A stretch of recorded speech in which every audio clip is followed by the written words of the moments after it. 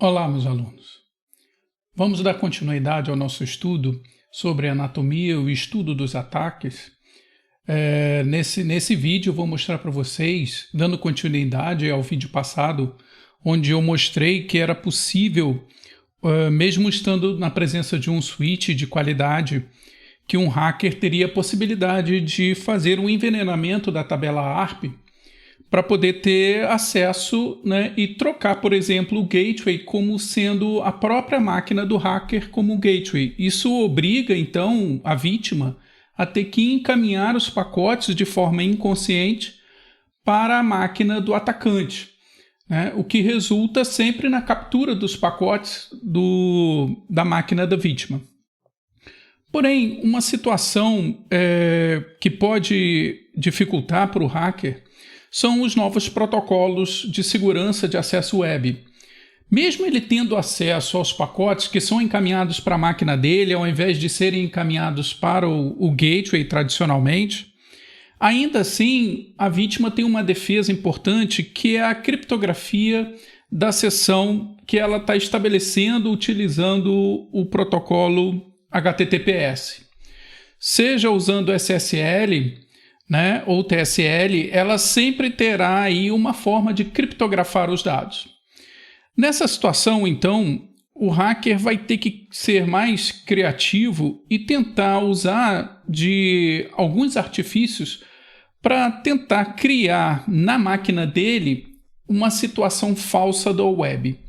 Por exemplo, vamos supor que o hacker queira acessar o seu Twitter, por exemplo, né? E para fazer isso, ele vai, como é uma sessão criptografada, ele vai digitar lá twitter.com, né? E essa sessão ela vai ser aberta de forma criptografada.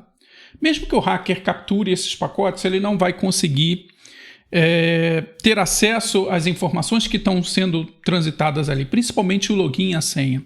Isso vale para qualquer outro site, como o e-mail, enfim, qualquer outro site que necessite dessa criptografia, ela vai estar, em geral, protegida do acesso do hacker.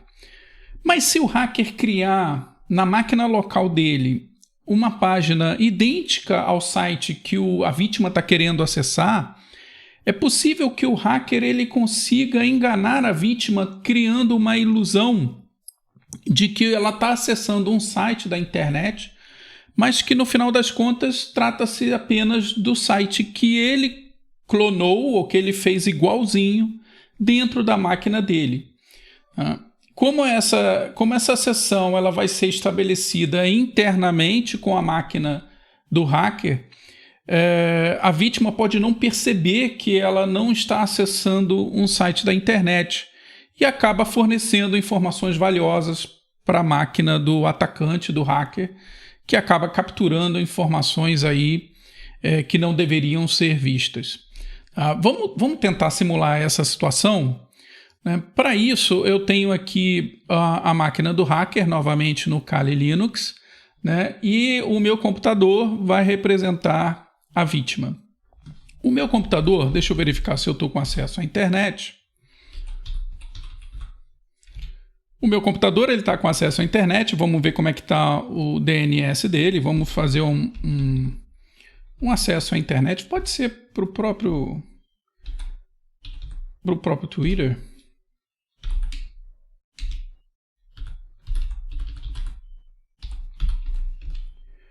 Ok, resolveu o nome lá na máquina 4.2.2 e ele me forneceu aqui o endereço IP correspondente a essa máquina do Twitter.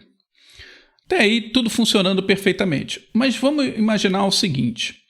A primeira coisa que a gente está observando aqui, como a gente viu no vídeo passado, é que, a princípio, o meu computador está utilizando o gateway normal, né? Seria o gateway do meu roteador doméstico aqui da minha casa. Como a gente viu no vídeo passado, é exatamente esse endereço de hardware, esse endereço MAC, que corresponde ao meu roteador de acesso à internet.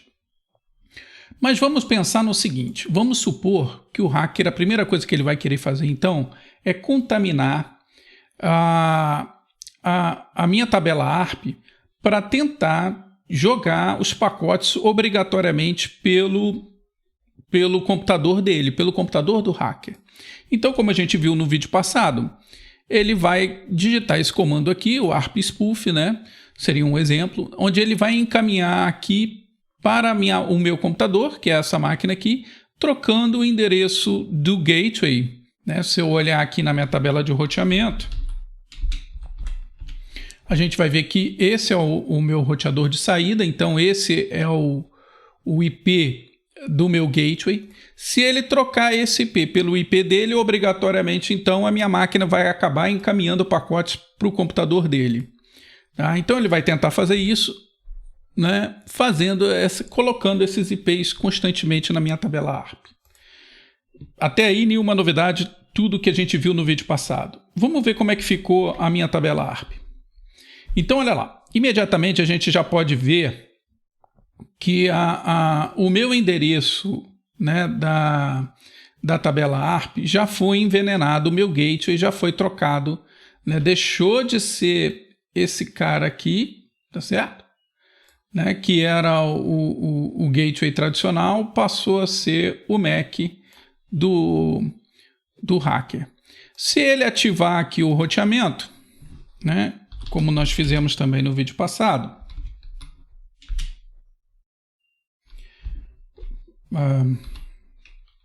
proc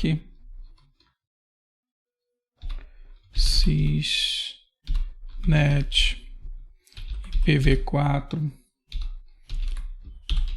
IP forward. Se ele ativar isso, encaminhando esse valor 1, né, na verdade, esse flagzinho, né, esse bit, informando que ele vai ativar o roteamento. A partir desse momento, então, o meu computador vai continuar tendo acesso à internet. Vou mais uma vez aqui efetuar um ping para a internet, só que agora eu estou passando, né, porque se eu olhar aqui a tabela ARP, o meu gateway passa a ser o computador do hacker. Muito bem, o hacker então está capturando os pacotes. Se ele quiser, ele já pode monitorar os pacotes. Mas tem um detalhe importante aí. Se ele capturar os pacotes do Twitter, ele vai ver apenas pacotes criptografados. Então, o que o hacker pode tentar fazer aí? Ele pode primeiro envenenar o meu DNS. Para quê? Para que quando eu resolva Twitter, ele, na verdade, encaminhe isso para o meu computador. Ao invés de ele ir diretamente para o Twitter de verdade, que seria o IP do Twitter, que a gente viu aqui que ele resolveu como sendo a máquina 104.244.4565, ele pode tentar envenenar essa minha tabela de DNS de forma que, ao invés de apontar para o Twitter realmente, aponte para a máquina dele. Tá? Isso ele pode fazer usando um DNS spoof, que é muito semelhante ao ARP spoof. Simplesmente o DNS vai ficar enviando informações para o meu computador até que eu troque esse endereço de DNS que eu havia feito aqui. Vamos supor o seguinte, para fazer isso, eu vou utilizar aqui um software chamado Bettercap. O Bettercap ele poderia ser utilizado inclusive para fazer o ARP spoof, tá? Mas eu mantive o comando ARP spoof por fora porque eu já tinha feito dessa forma no vídeo anterior. Tá? Mas o Bettercap, ele na verdade, ele é um framework, tá? Que a gente pode fazer várias coisas para testar a segurança da nossa rede. Inclusive ARP spoof, DNS spoof, né? Proxy, enfim, a gente pode fazer inúmeras tentativas aqui para tentar burlar o sistema de segurança da nossa rede. Bom, então vamos tentar fazer esse DNS spoof aqui. Bom, usando o Bettercap, eu vou setar aqui, vou setar alguns valores. Primeiro eu vou ver se o DNS spoof está desligado, vai estar, né? Porque eu acabei, não estava rodando porque eu acabei de ligar, né? Acabei de entrar no programa. Mas vamos lá, vamos setar aqui um domínio. Tá? O domínio pode ser o Twitter. Né? Eu vou fazer o seguinte, a título de acadêmico aqui para mostrar para vocês, eu vou criar um novo domínio que a princípio não existe. Vamos supor aqui que, vamos ver se existe o domínio hacker.com.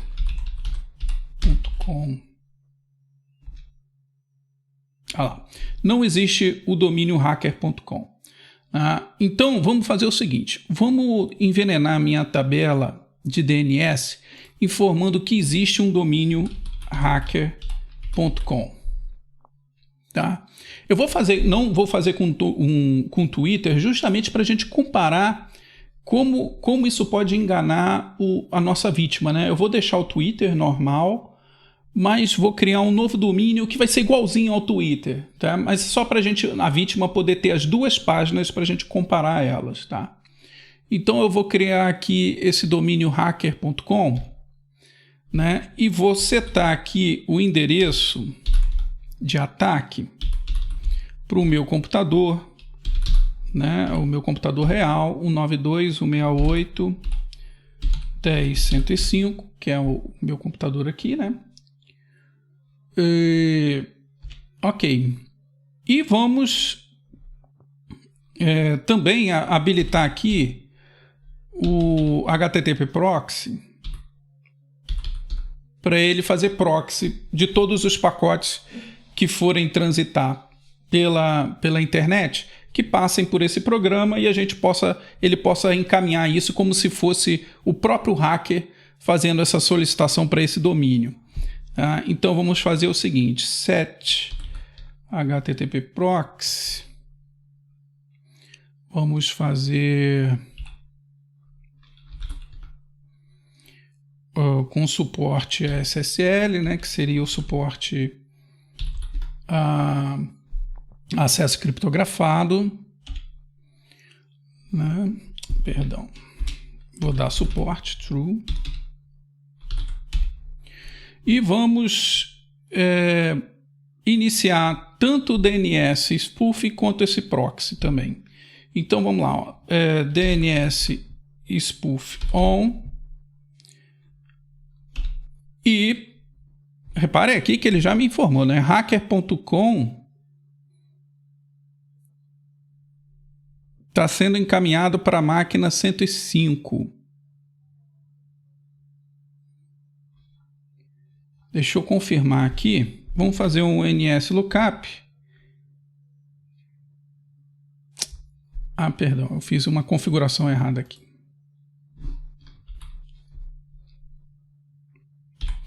Na verdade, é só trocar um valor aqui, que aqui, na verdade, é para eu colocar o endereço para onde eu vou apontar esse hacker.com. E eu não quero apontar para o próprio cliente, óbvio. Eu quero apontar para a minha máquina. Tá? Então, vou parar aqui novamente o DNS spoof off. Como eu fiz aqui no comando anterior, né? Setei agora para o 92.168.10.115, né, que seria o computador do hacker, e vou habilitar novamente o spoof on. Tá? Agora sim, o hacker.com foi setado para 192.168.10.115. Tá? Reparem que agora, se eu fizer um NSLookup, né, esse domínio passa a existir. Né? E é curioso porque até então, né, se a gente olhar inicialmente na primeira consulta, ele dizia que não existia o hacker.com. Mas agora, quando ele faz uma consulta de DNS, ele informa o endereço IP para hacker.com, que é o endereço do hacker. Tá? Isso é interessante como isso funciona, porque demonstra a fragilidade de como acontece a resolução de nomes. Como se trata de um protocolo sem orientação à conexão, que é o UDP, né, usando a porta 53, simplesmente o cliente solicita a uma máquina e quem responder, quem é hacker.com, ele assume esse endereço IP. Tá? Então, se ele perguntar na rede quem é hacker.com e alguém responder para ele, tá, ele vai aceitar aquilo como uma resolução de nomes, tá? Mesmo que seja para um endereço inválido. Tá? Então a gente tem que estar muito atento aí no nosso barramento para ver se a resolução de nomes não está sendo envenenada por uma outra máquina. Tá? Então olha lá, ó. Então agora o hacker já tem, né, um domínio hacker.com em cima da nossa vítima. Tá? Além dele trocar o gateway com o ARP Spoof, ele já trocou aqui o DNS de hacker.com para um endereço IP, que é o próprio computador do hacker. Mas o hacker, ele ainda não... Poderia ser twitter.com. Mas o hacker aqui, ele ainda não tem um site. Né? Ele não tem esse site. Então vamos fazer o seguinte. Eu vou usar um software chamado Social Engineer Toolkit, que ele é, na verdade, um kit de ferramentas que vem com Kali Linux para a gente poder testar a segurança dos nossos portais, dos nossos sites, né? Se eles estão bem configurados. Mas uma coisa que ele faz também é a clonagem do próprio site, né? Para justamente a gente testar ela offline. Isso para o hacker pode ser interessante, porque rapidamente ele pode ter um site com a aparência daquele domínio que ele quer controlar. Então vamos ver o seguinte, olha, eu vou chamar essa ferramenta, Set Toolkit, aqui, e nós vamos fazer o seguinte. Nós vamos fazer um ataque aqui de engenharia social. Tá? Porque, na verdade, a gente quer, vamos supor, eu quero pegar as credenciais desse site, ou seja, o login e a senha do usuário. Para isso, eu vou criar um site clone, idêntico ao que seria o site do Twitter, né? E vou enganar a vítima para que ela coloque o login e a senha dela ali. Tá? Só que obviamente, esse site ele é fake, é um site falso, vai servir exclusivamente para eu capturar esses dados. Então eu vou na opção 1 aqui, que eu quero fazer um ataque de engenharia social, né? E esse ataque vai ser baseado aqui nessa opção 2, que é um ataque de website. Onde aqui nessa opção aqui, eu vou marcar que eu quero fazer uma busca aqui, né? Uma prospecção de credenciais do usuário. O login e senha. Tá? É o que o hacker está buscando. Para isso, ele quer fazer aqui um clone de um site. Vamos lá. Aonde vai ficar postado, né? Aonde vai ficar... Qual seria o servidor desse clone? Vai ser o meu próprio computador. Né? E qual é a URL desse site? Vamos pegar aqui a do Twitter, né? Então, vamos botar aqui https:// twitter.com. Ok. O que está acontecendo aqui, então? Ele simplesmente já criou aqui um clone e está rodando. Tá? Esse clone já está aqui funcionando dentro do servidor do hacker. Então, se a vítima ela agora acessar hacker.com, ela vai ser encaminhada para um site na máquina do hacker 192.168.10.115. Vamos abrir aqui o navegador da vítima e vamos colocar aqui o domínio o hacker.com.